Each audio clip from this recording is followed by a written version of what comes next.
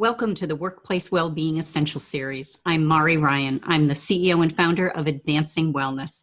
It is my pleasure to welcome you today to this expert interview where we explore topics that impact employee well-being.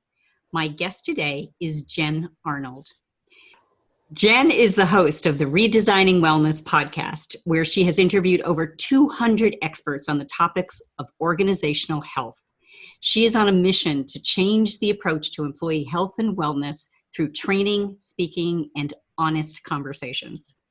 For the 16 years prior to starting her own business, Jen led organizational health and wellness efforts and advised employers on how to start them. Jen is a TEDx speaker who uses stories, activities, and humor to not only make a point, but to keep audiences engaged and listening. Jen, welcome. I'm so excited to spend time with you today. I'm so glad to be here, Mari. And that bio just really put me to the test, right? I've got to keep people engaged, as I said I was. So let's go. That's right. You got to bring out all those stories and all that humor. So here we go. All right. Well, today we're living in the world of the perfect storm. So here we have pandemic, we have political upheaval, social unrest, and climate change all hitting us at the same time. So we're getting the sense that a lot of people are really stressed and anxious. So now's the time when we really need to be resilient. So our topic today is we're going to explore resilience and see how we can, both at the individual, the team, and the organizational level, think about this in a way that we can really bring some relief to all of these stressed and anxious people. So Jen, why don't we start the conversation by, maybe just level setting of how do you define resilience? Right. So there's one definition I use. There's the APA definition, okay. But ultimately it's just experiencing a challenge or a stressor and being able to manage and adapt well without sacrificing your health and your happiness. And I want to make sure people understand that it doesn't mean you don't go through some emotions that may be, not so happy or some negative thinking patterns. It just means that you deal with the emotions in productive ways, right? In some of the ways that we'll talk about. And then if you're really good at, really get the skill of resilience, then you can actually grow as a result. But I am going to stop here because my family just came in and got.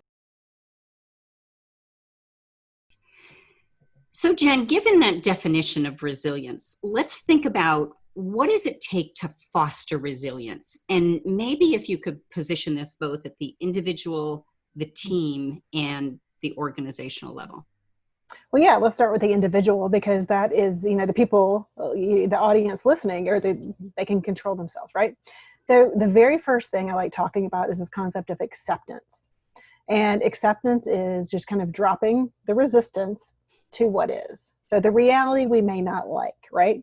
So the situation where our kids may or may not be going back to school, or, if you're still working from home, or if you have to go into the office, right? A lot of us like to fight what is going on and really fight reality. And then we spend a lot of energy and mental bandwidth just going, oh, why is it this way? I don't like it. This sucks, terrible. And we just get into a place that's not helpful, and it doesn't build resilience, right? It just leaves us in this victim mindset. So the very first thing is just going, I am accepting Corona for all that it has given me, the good, the bad, and the ugly.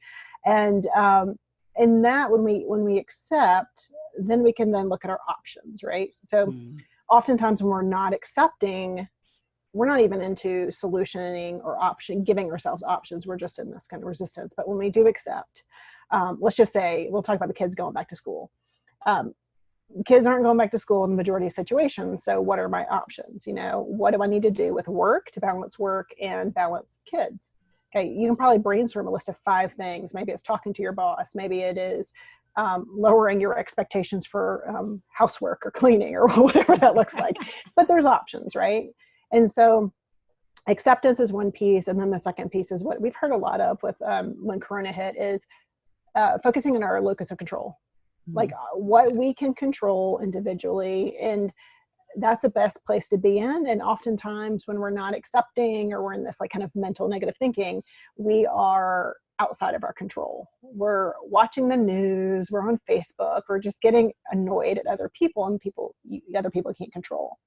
So I'd say the very first two things for people to consider are accepting what is, accepting reality for all that it's giving us, and then saying, what can I do in my locus of control? And really spend your time there. And that's really kind of the head work that we have to do. A few more things individually is dealing with your emotions instead of numbing. Now, Mari, you and I both know in the well-being space, a lot of people, we like to numb. We like to eat for comfort. We like to drink to, kind of get that release. We like to binge watch Netflix. And that's not dealing with them. And I get it. I'm good with occasional Netflix, right? Glass of wine, we're good. But if we're doing it all the time instead of really dealing with emotions, then we're not going to be very resilient, right? We're going to emotionally react, and challenges happen, then we're just going to kind of spin in that emotional vortex, and that lowers our resilience. So dealing with emotions, naming them, name them so you can tame them. And two more things: determine what's important to you. I think right now we're at a stage where work and life is kind of just full steam, is like integrating completely. And we have to kind of pick and choose our priorities. We have to kind of let some things fall off, off the docket, if you will. So determine your priorities, your values, what is really important. How do you want to show up? What do you want to make sure you want to get accomplished, and let the things that don't matter as much fall. And then taking care of yourself. It's a no-brainer, right? I mean, we know this. We know we need to take care of ourselves, but when we don't sleep, when we're not taking care of our physical body, it lowers our resilience. And so I like to say that our physical self is kind of like this resilient support system. I mean, Mari, think about, like, if you don't get a good night's sleep one night, are you not a little bit more irritable the next day? Oh yeah, you don't want to be around me. So something happens to us, a stressor happens, and we just, we may blow it out of proportion, or we get very emotional, or, or we're not focused. We can't concentrate. So really taking care of yourself, that probably should be number one. But until we get into that acceptance, and, it's hard to go, okay, I really need to take care of myself to be resilient. Well, we probably, these are all great points, and I think they're really good foundational elements to think about. But we know that we also, get into those mind games of, oh, this doesn't matter, it's temporary, so what if that's a coping mechanism, so we just, it's hard to pull it all together sometimes.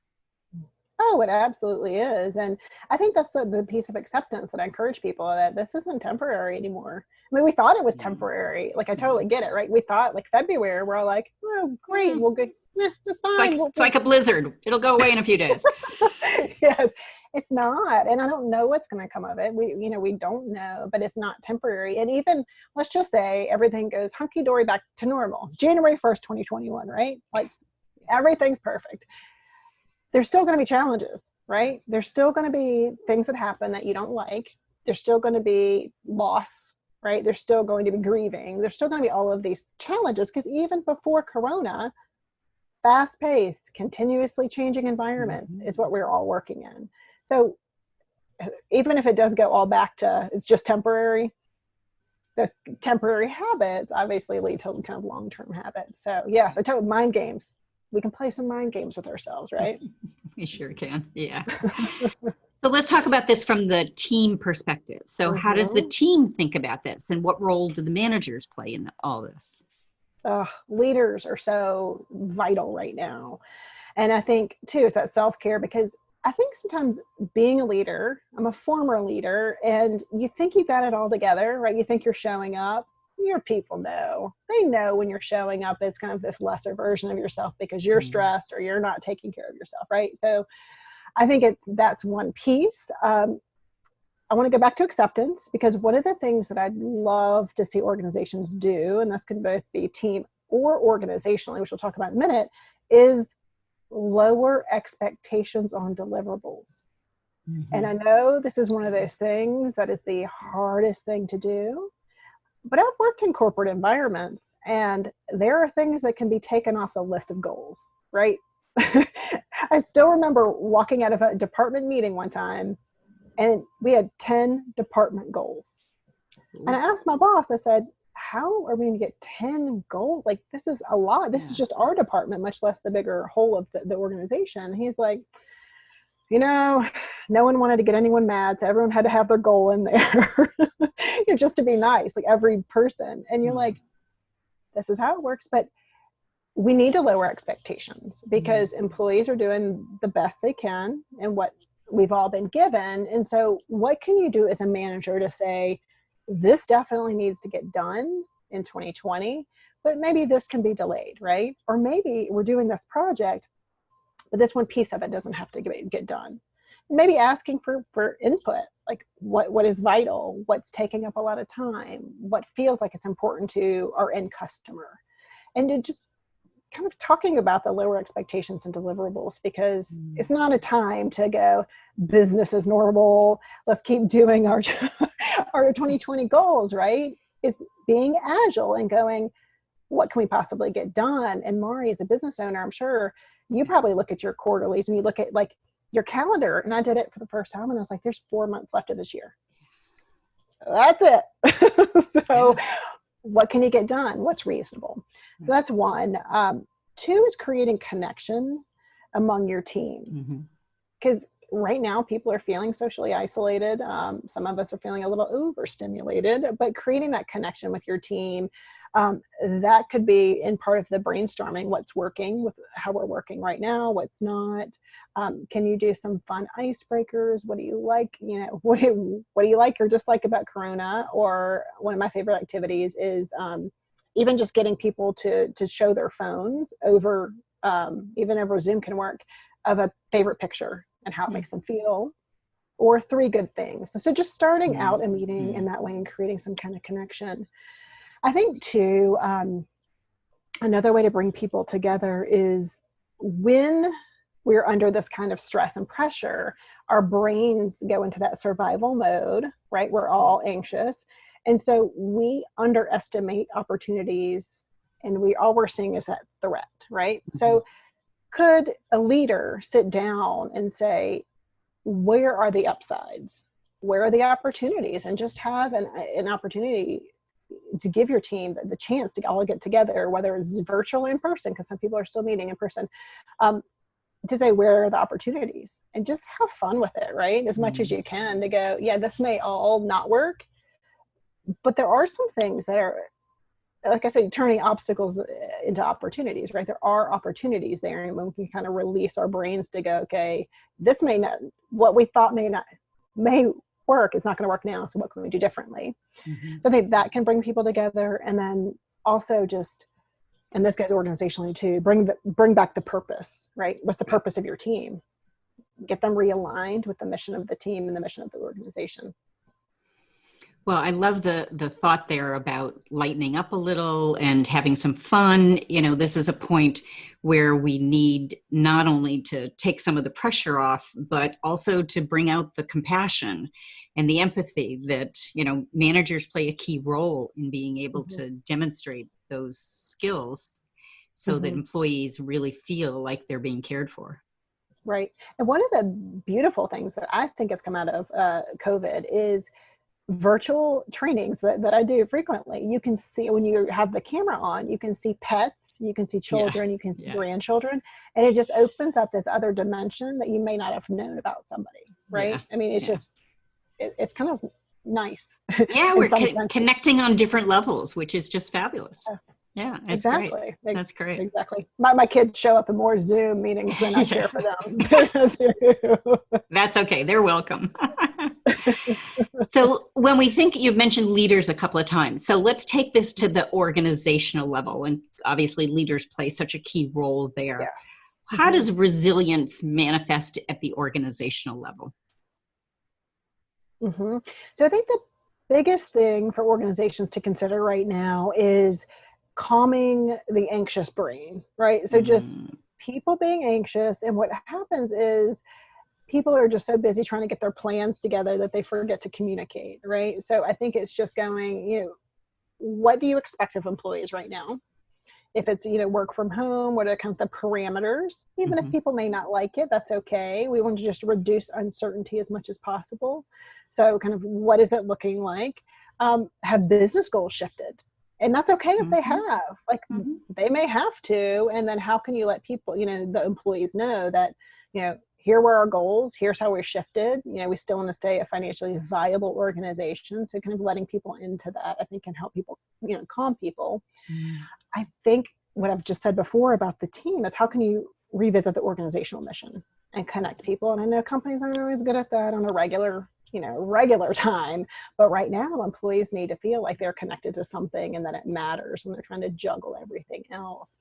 And I think resilience is all about a growth mindset, as opposed to, this is terrible, what can we do? How are we going to recover? But more of what can we learn? We're navigating something that's very uncertain. So people work from home, but now they are. How do they go, okay, this is working, this is not working. How do we shift it and tweak it over time?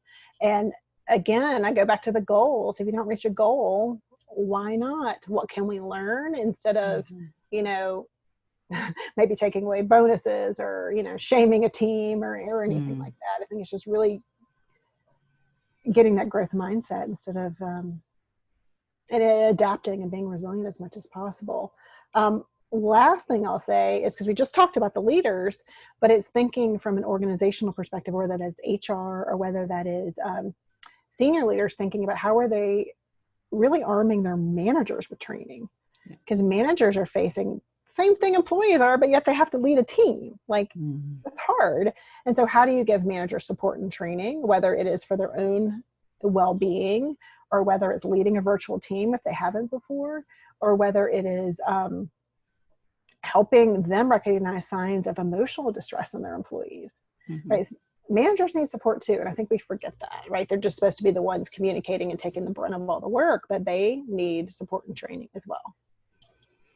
Excellent points. And I can't argue with any of them. That whole communication piece, I've seen this with my clients, especially in the last 6 months, is how important the transparency of communication is to just reassure people, going back to your earlier points about what we can control at our own level. When we have that, transparent communication, it gives us a sense of, hey, things are under control here and somebody's managing this and they're looking after this. So really, really good points. Let's talk a little bit, Jen, about the role that human resources and the well-being team have in helping individuals and managers build the skills, the resilient skills they need. What can they be doing? So right now, I'm going to take them well-being. I'm going to take them in two separate places, although we know that they're combined sometimes. So for well-being professionals, this is completely up your wheelhouse to go talk about resilience and building resilience among employees, like just being there to support them. I'm always going to go, let me backtrack one and say you always need to take care of yourself, because as we've seen in our community and well-being professionals, people are struggling there too, right? So how can you make sure that you are taking care of yourself? Then you can take care of others. But there's tons of options out there to learn about resilience and then go teach it, right? So this is this is such a great opportunity for well-being professionals, because people need emotional and mental well-being, right? So done and done. You got it. You got it, well-being professionals. Now for HR professionals, it is a time that I have seen personally with some of my HR clients that they're struggling themselves. They can't teach resilience because they are so beaten down and burnt out right now. And I think that's really the toughest part, is to maybe recognize how you're showing up.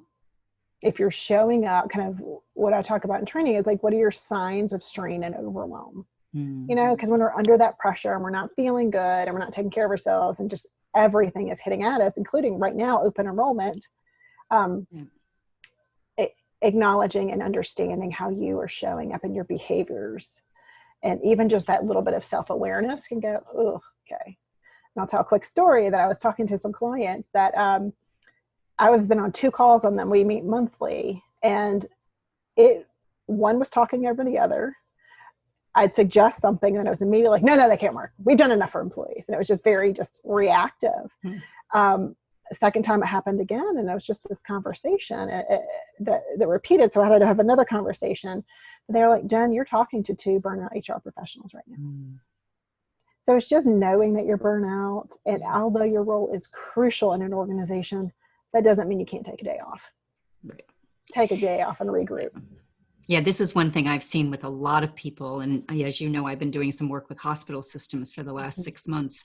And people are forgetting, put your mask on first. This is about taking care of yourself and stopping and taking time off. One of my clients gave employees like 4 extra days off this summer. They already have an open vacation policy. It wasn't like they didn't have time off and on Fridays, to encourage people to take 3-day weekends. So people are just not stopping. They feel like there's no place to go. So why should I take time off?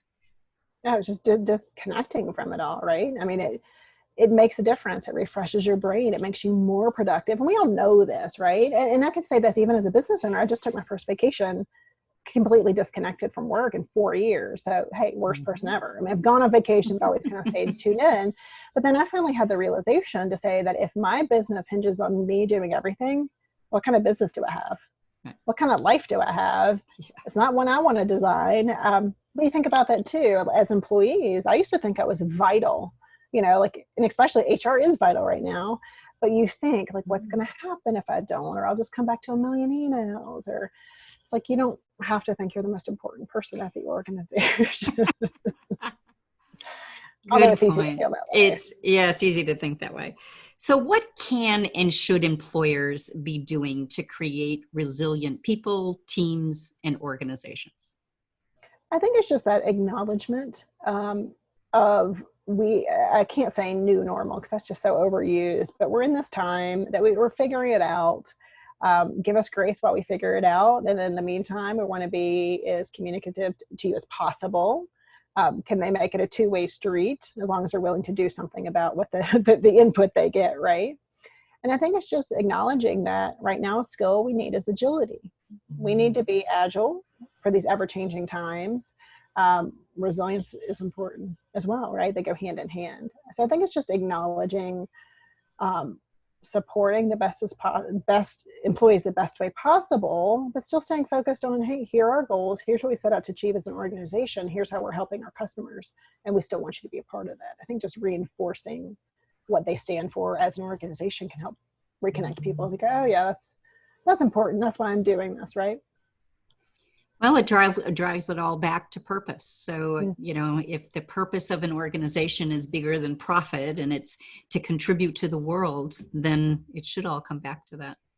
Yeah, and I'd say that is definitely ideal, right? To get beyond that kind of the greater good. But I'd say that I've worked for organizations where I felt very disconnected from even the end customer, right? So who are we helping? Like, even if we are all about profit, let's just say, who are we helping? Like, because there's still a customer you're out there to serve. And it's really important for people to stay connected to that end user, which is easy. If you're an internal person, like working in health insurance, it was very easy to get disconnected from that end user if you worked internally. So I think even just getting connected to that's who we serve, and that's who we're trying to make happy. That's excellent. Some great lessons there. Jen, if our audience wants to learn more about you and the work that you're doing, where can they find you? Come find me at redesigningwellness.com. Everything is there.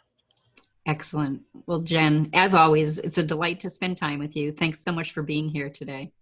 Thanks, Mari. I appreciate it.